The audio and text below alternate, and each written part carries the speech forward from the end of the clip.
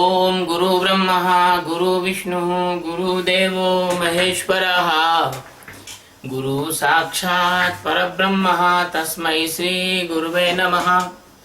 ध्यानमूलं गुरुमूर्तिः पूजामूलं गुरुपदम् मंत्रमूलं गुरुर्वाक्यं मोक्षमूलं गुरुकृपा। सद्गुरु भगवान की जय। स्वामी जी महाराज की जय। शिवोहम। ये गीता के 14वें अध्याय का 22वां श्लोक है। इसमें भगवान श्री कृष्ण जो हैं अर्जुन को ये बता रहे हैं कि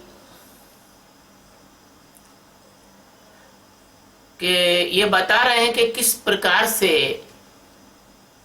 एक निष्काम कर्म योगी है, उसके क्या लक्षण होते हैं, कैसा उसका जीवन होता है। यदृच्छालाभ संतुष्टो द्वंद्वातीतो विमत्सरः समः सिद्धावसिद्धो च कृत्वापि न निबन्धते। यदृच्छालाभ संतुष्टः द्वंद्वातीतः विमत्सरः समः सिद्धो असिद्धो च कृत्वा अपि न निबध्यते। इसका मतलब यह है कि यदृष्टा लाभ संतुष्टा का मतलब है जो बिना इच्छा के अपने आप प्राप्त हो जाए, वो पदार्थ में सदा ही संतुष्ट रहता है कर्मयोगी। जिसमें द्वंद्वातीत का मतलब है जो हर्ष शोकादि द्वंद्वों से सर्वथा अतीत हो गया है। विमत्सर का मतलब है मत्सर मतलब ईर्ष्या को कहते हैं। बी मतलब नहीं, जिसमें ईर्ष्या का सर्वथा अभाव हो गया हो। समः यानी सम रहने वाला कर्मयोगी, सिद्धो यानी सिद्धि, असिद्धो यानी असिद्धि, च यानी और, अकृत्वा यानी करता हुआ, अपि यानी भी, न यानी नहीं। ये निष्काम कर्मयोगी के लक्षण हैं, जो बिना इच्छा के अपने आप जो प्राप्त हुआ पदार्थ है उसमें सदा संतुष्ट रहता है, जिसमें ईर्ष्या का सर्वथा अभाव हो गया है, जो हर्ष शोक आदि द्वंद्वों से सर्वथा अतीत हो गया है। ऐसा सिद्धि और असिद्धि में सम रहने वाला कर्मयोगी कर्म करता भी उनसे नहीं बनता। सद्गुरु सच्चिदानंद परमात्मा अनंत कोटि आकाश गंगाओं के विस्तार और उससे भी परे, जहाँ आकाश गंगा भी नहीं है, उससे परे सबके आधार अधिष्ठान और धारण करता साक्षात साकार रूप में सद्गुरु श्री कृष्ण के रूप में इस संसार के जिज्ञासुओं के लिए प्रकट हुए और अर्जुन के माध्यम से गीता का जो मुक्ति ज्ञान है, गीता का जो ज्ञान गीत है, वो सुनाया है। इसी गीत माला का यह पुष्प अपने संपूर्ण सौरभ से अभिव्यक्त करता हुआ आपके सामने निष्काम कर्मयोगी का कैसा जीवन होता है, उसकी आंतरिक शांत अवस्था कैसी होती है, उसकी जीवन यात्रा में उसे जो भी साधन मिल जाते हैं वह उससे अपना काम चलाता है। ऐसे भगवान राम के रामचरितमानस में तुलसीदास जी कहते हैं कि यथा लाभ संतोषा, जो मिल गया उसमें संतोष कर लिया, जो नहीं मिला उसकी इच्छा नहीं की। ये अभी जो बात चली थी इसको स्पष्ट करना चाहूंगा कि लोग कह रहे हैं, अपने मित्र लोग कह रहे हैं कि भी आश्रम बनाया जाए, ये करा जाए। नहीं, मेरी कोई इच्छा नहीं है किसी तरह की कि कहीं आश्रम बनाया जाए या कोई किसी से को परेशान किया जाए या किसी से दान दक्षिणा मांगी जाए। ये तो सिर्फ जो है, यदि प्रकृति और परमात्मा की इच्छा होगी तो उस हिसाब से, जैसे इंटरनेट पे आने की भी मेरी कोई इच्छा नहीं थी, लेकिन ये परमात्मा अस्तित्व अनायासी मुझे लाया है। ऐसे अनायासी जो कुछ होता रहेगा उसमें हम हमारा निर्वाह करते रहेंगे। इसको कहते हैं यथा लाभ संतोषा, यानी यह दृष्टा लाभ संतुष्टो। हमें हर तरह से संतुष्टि है कि हमारा ज्ञान अगर हम किसी वृक्ष के नीचे बैठकर भी दे देंगे तो भी चल जाएगा, है ना। ये तो शिष्य लोगों की बातें हैं, ये योजनाएं बताते रहते हैं, लेकिन हमारे अंदर से ऐसा कोई अभिलाषा नहीं है। और कोई भी हमारा जो शिष्य है वो इस प्रकार का मन में भाव न लाए, है ना। तो ऐसा मन से हटकर जो जीता है तो उसकी इच्छा अभिलाषा का तो कहीं किंचित मात्र भी स्थान ही नहीं बचता, क्योंकि अभिलाषाएं इच्छाएं ये तो सब मन में होती हैं। बस जीवन मात्र के लिए जो कुछ उसको मिल जाता है उसमें अपने योग्य जो होता है ज्ञानी कर्मयोगी उसको ग्रहण कर लेता है। ऐसा नहीं कि ज्ञानी के सामने तुम कोई अभक्ष पदार्थ रख दो या अग्राह्य वस्तु रख दो तो उसको ग्रहण कर लेगा। पानी की जगह तुम उसको अल्कोहल रख दो तो वो पी जाएगा, ऐसा नहीं है।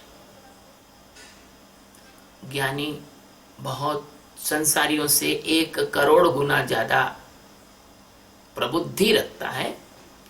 इसलिए यहां ये लेना चाहिए कि जो उसको मिल गया उसमें काम चलाने का मतलब सिर्फ इतना ही है कि जो उसको मिलता है उसमें उसके योग्य जो होता है उसको वो ग्रहण करता है।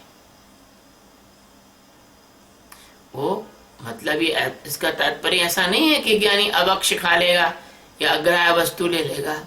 हमारे यहाँ हमारा देश पराधीन रहा और हमारे पंडित पुजारियों की बुद्धि भी कुछ ऐसी रही कि उन्होंने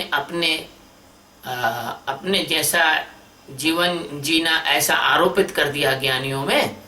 तो जैसे 1-2 बातें ऐसी आई शास्त्रों में जो कि गलत है, जैसे अपने विश्वामित्र के विषय में जो बात आई वो बात है ना, वो भरी हुई बात है कि अकाल पड़ा और विश्वामित्र ने ये खा लिया वो खा लिया।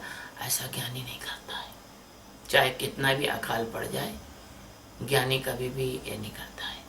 और वाल्मीकि रामायण के अंतर्गत आया है कि रघुवंशी कभी मांस का भक्षण नहीं करते थे और भगवान राम शिकार करते थे। तो लोग, दुष्ट लोग कहते हैं भगवान राम शिकार करते थे तो मांस खाते होंगे। नहीं, कदापि नहीं। स्पष्ट रूप से आया है कि भगवान राम के वंश का कोई भी आदमी और मांस इत्यादि का भक्षण नहीं करता था। तो जो ज्ञानी है वह, उसके बारे में ये लोग जो इनकी समझ बौनी है वो ज्ञानियों के विषय में बड़ा गलत सोचकर बड़ा गलत प्रचारित कर देते हैं और शास्त्रों में भी गलत बातें घुसेड़ रखी हैं। तो गीता की जो कसौटी है उसको उसके अनुसार आप ज्ञानी को देखें। तो ज्ञानी आयाचित वृत्ति से जीता है। आयाचित का मतलब हुआ जो सहज प्राप्त हो गया, अस्तित्व ने जो उसे दे दिया, अस्तित्व उससे सदा ही संभालता है ज्ञानी को। संतोष तो उसको भान अवस्था के पहले ही आ जाता है। ज्ञान होने की कोई जरूरत नहीं है संतोष प्राप्त करने के लिए। संतोष तो आप अगर ढंग से में ध्यान करेंगे, आप शून्य अवस्था में बैठे रहेंगे, आपको संतोष तो वैसे ही आ जाएगा। मन से तो साक्षी सही व्यक्ति अच्छे ईमानदार से साक्षी करे तो मन से हट जाता है। मन की चालाकी, बदमाशी वो सब देख लेता है। यदि आपका मन आपको चालाकी बदमाशी कर रहा है और आप उसमें फंस गए हैं, तो आप निश्चित मानिए कि आप ध्यान ठीक से नहीं कर रहे।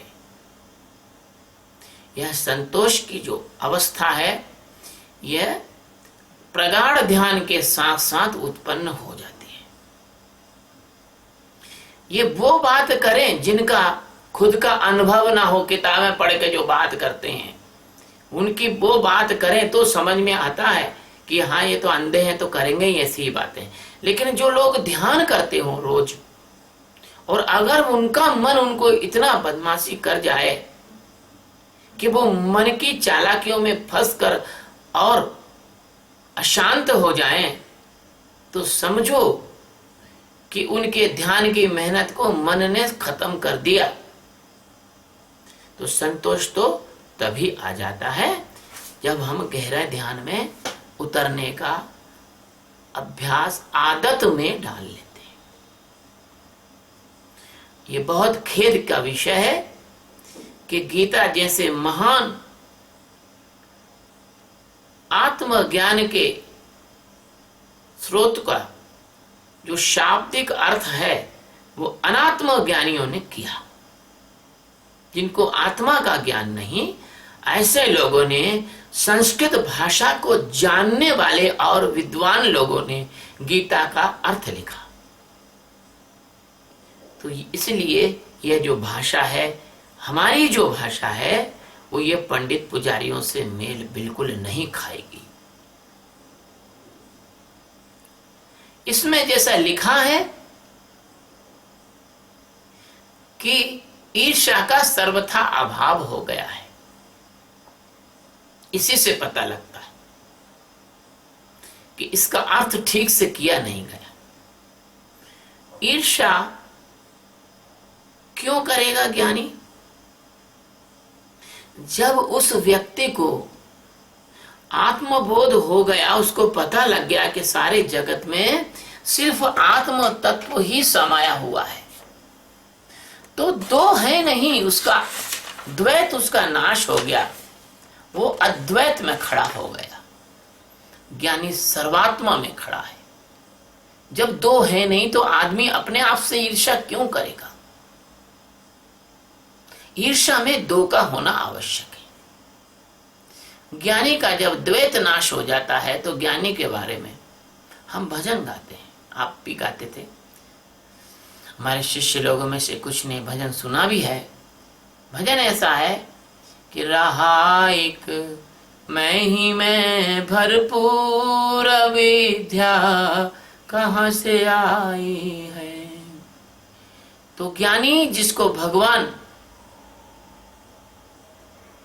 यहां इस श्लोक में निष्काम कर्म योगी कह रहे हैं, ज्ञानी को ही कह रहे हैं। वो उसमें अविद्या का कोई भी दुर्गुण आपको ढूंढे ढूंढे नहीं मिल सकता, क्योंकि पूरी की पूरी अविद्या, पूरी की पूरी गोदड़ी, पूरा का पूरा हमने जो है गद्दा बाहर फेंक दिया, जिसमें किसी प्रकार के कीटाणु काकरोच और जूं थे, फेंक दिया उसको हमने घूरे पर। अब कैसे उसमें उसके कीटाणु हमारे अंदर रहेंगे? तो ऐसा ही ज्ञानी ने पूरी की पूरी अविद्या को एकदम हटा दिया, ज्ञानी उससे हट गया। तो तुम्हारा जो चालाक मन है वो इस बात को नहीं समझता। वो अज्ञानी का जो चालाक मन है वो अपनी गंदगी ज्ञानी में देख लेता है, आरोपित करने लग जाता है। जैसे कोई चोर सबको चोर समझता है,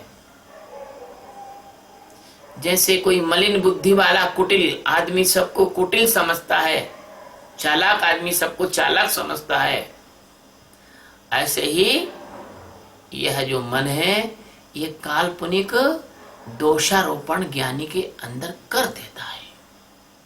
भरत जी कहते हैं, भरत कहते हैं रामचरितमानस में कि मोरे है शरण राम की पनही, राम स्वस्वामी दोष सब जनहि। मैं जो है शरण लिए हुए हूं भगवान राम के, चरण कमलों में पहनने वाली खड़ाऊ।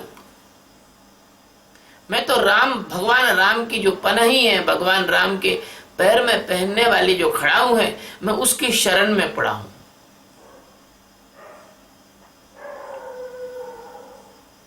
मैं तो शरणागत हूं। अपन गाते हैं, हे शरणागत प्रतिपाल के। तो हम सदगुरु के शरण में हैं। और क्या कहते हैं, राम सुस्वामी दोष सब जनहि। राम तो बहुत अच्छे स्वामी है, ये दोष जन का है। ऐसे तुम्हारी आत्मा राम जो है, उसमें कोई दोष नहीं है। जो आत्मा में जाग गया वो निर्दोष है, निष्कलंक है, छोटे बच्चे के समान निर्मल है। आज मैंने ऐसा सोचा कि मैं अपने शिष्यों के साथ बहुत सी ऐसी बातें शेयर कर लेता हूं जो मुझे नहीं करना चाहिए, क्योंकि मुझ में वो ज्ञानी होने के कारण अपने शिष्यों के प्रति निर्मल भाव रहता है।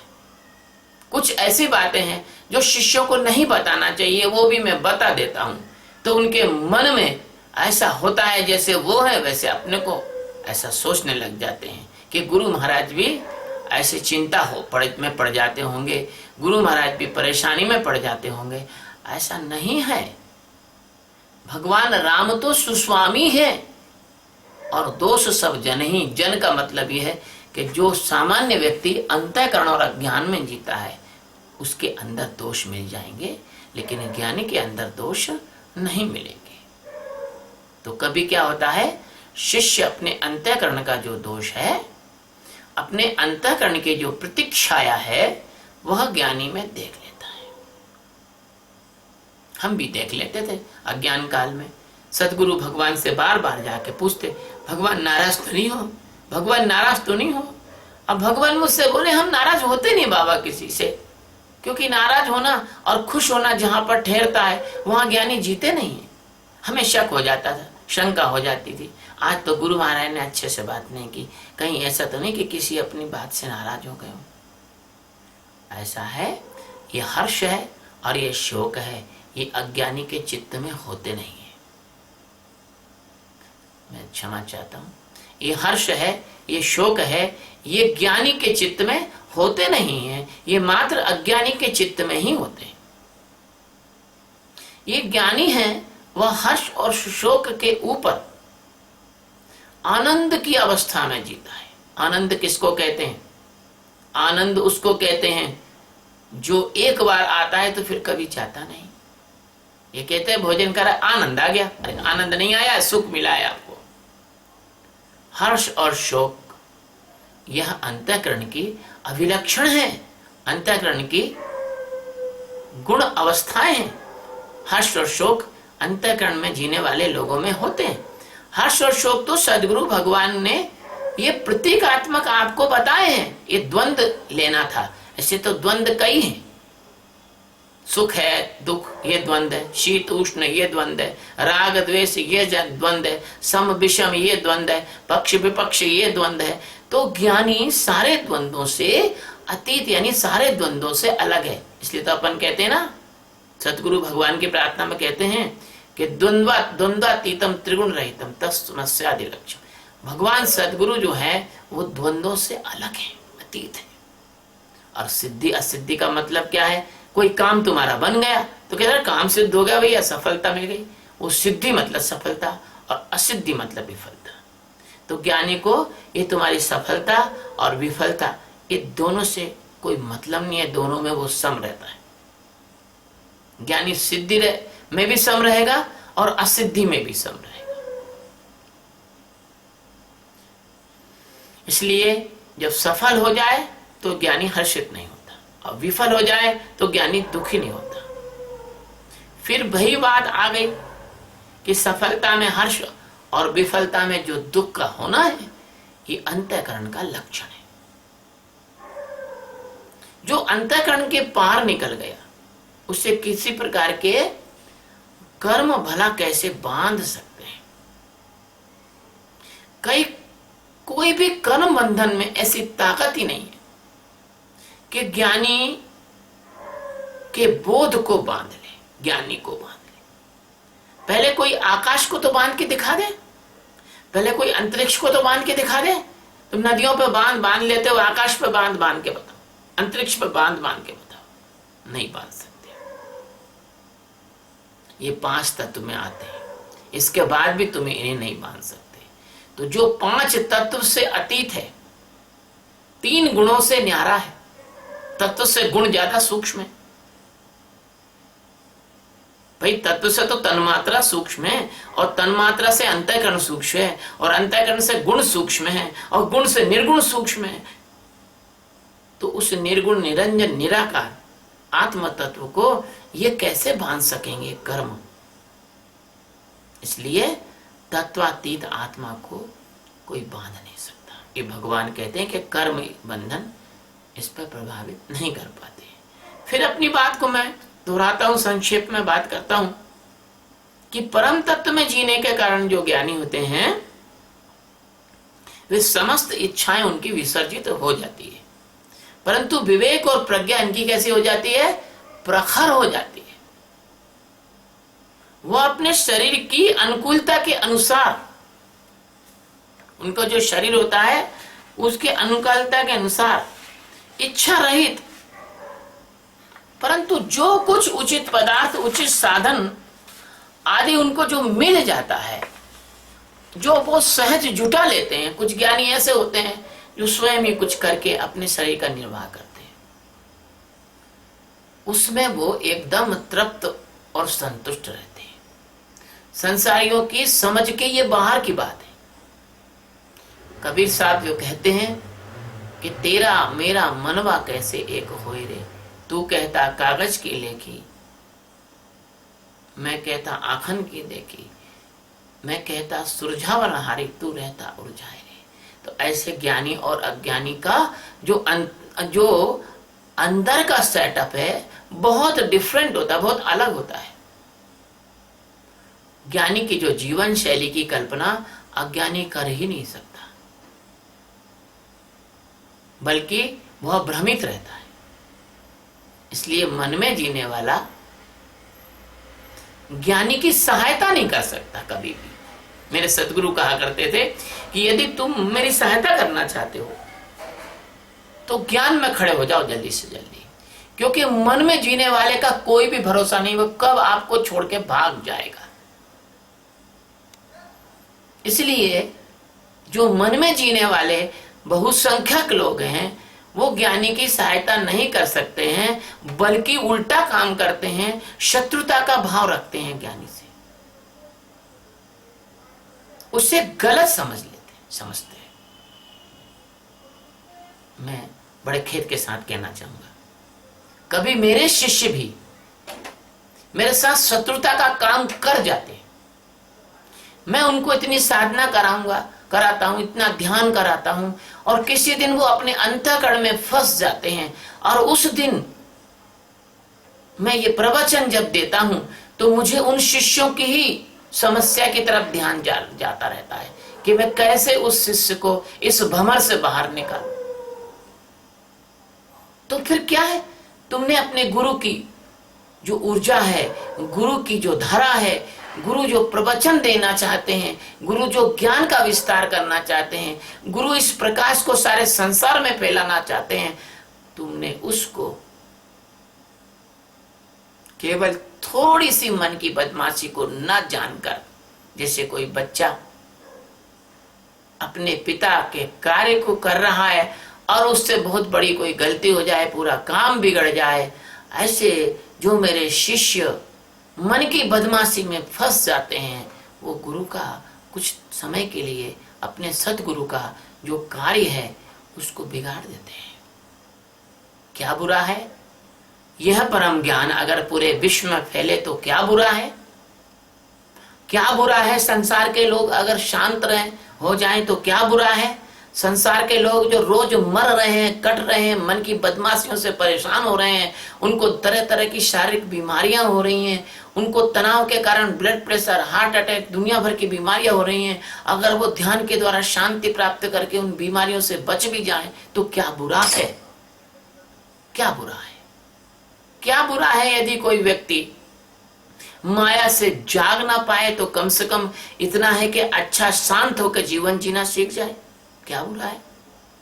और कई लाखों में से कोई एक दो आदमी जाग भी जाए तो बहुत अच्छा है, क्या बुरा है। लेकिन जैसे सूर्योदय से अंधकार का नाश हो जाता है, वैसे ही ज्ञानोदय से राग द्वेष द्वंद्व सुख दुख सफलता विफलता ये समाप्त हो जाते हैं और आत्म जागरण का परम प्रकाश, जिसको ब्रह्म ज्योति कह सकते हैं, ब्रह्म प्रकाश कह सकते हैं, वो सर्वत्र फैल जाता है। उसी प्रकाश में जीता हुआ जो ज्ञानी है वो अंधकार के रूपक, अंधकार के प्रतीक कर्मों में सदा सर्वदा अलिप्त रहता है, उनसे मुक्त रहता है। और कर्म के बंधन तो सदैव अज्ञानी को ही बांध सकते हैं, ज्ञानी को नहीं बांध सकते। सपने केवल सोए हुए व्यक्ति को आ सकते हैं, जागे हुए व्यक्ति को सपने परेशान नहीं कर सकते, क्योंकि मन सहित जो अंतःकरण है वही तो बंधन का कारण है। मन बुद्धि चित्त में जीना यही तो मूर्छा है, यही तो निद्रा है, यही तो माया है, यही तो अज्ञान है। जो अंतःकरण से मुक्त हो गया वो निश्चित मानो माया से मुक्त हो गया। माया से मुक्त होना ब्रह्म में जीना है। माया से मुक्त होते ही ब्रह्म का साक्षात्कार हो जाता है। इसलिए प्यारे बच्चों, अपना जो नारा है शाकाहारी बनो, ध्यान करो, ध्यान से होश को संभालो, होश से जागरण प्राप्त करो और जागरण से मुक्ति है। शिवोहम।